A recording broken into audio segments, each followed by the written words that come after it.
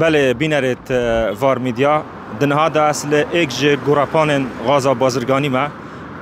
مدوید از بو هوا بحثی کم بونا غازه بکم لسنور پارزگاه دوکه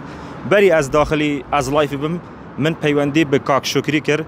جه کمپانیا غازا مزگین لدهوکه اوی بو من آماجه پیکر که غازا مالان لدهوکه کم بویا مدوید از بو هوا بحثی چند داتا بکم بری مهکه تقریبا او غازا کو دهاتا دهوکه 9 تانکر بون هر تانکره که نزیکی 1500 قلین غازه جه چید بون واتا بگشتی بو هر وان 9 تانکران ادبونه نزیکی 13500 قلین غازه دنها دا او 9 تانکر که روزانه تاد ندهوکه کم بوینه چند؟ بوینه 5 بو 6 تانکر یعنی 3 بو 4 تانکر کم بوینه ویجی وکریه که غازا مالان لدهوکه کم ببیتن هر دیسان غازا اواکل پانزی خانان تا داگرتن بریا هفتیه که آنکو بری 10 روزان 1 لیتر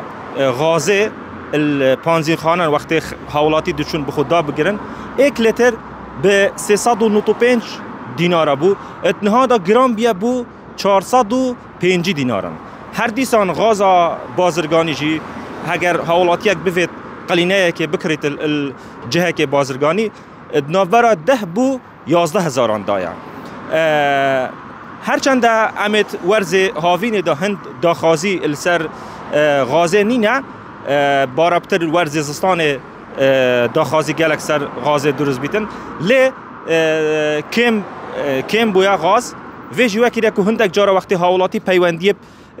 اف بریکار دابش کرنا غازت کن هنه که تأخیر بن بونمونه چند ساعت که یا احتمال روزه که تأخیر بن حتی که بطل غازت گهیتا بردر مالان هرچند دو ماهی مدفت از آماجه بویه که بگم نونر غازا مزگین بو ما داده کرن که راست غاز وکا جدر سرکی یا کم بوی لی وی وصانه کری یعنی که بجین قیرانک درست ببیتن یا غازه دهوکه بشویه که آسای خلق پیوندید کتو و قلین خوی غازه ورگید لی هنک جاران تأخیر بیتن بونمونه چند ساعته که آن هندک جارا اگر درنگ حوالاتی تلفونی بکت روژه که تأخیر بیت روژه پاشتر قلین خوی غازه ده ورگریتن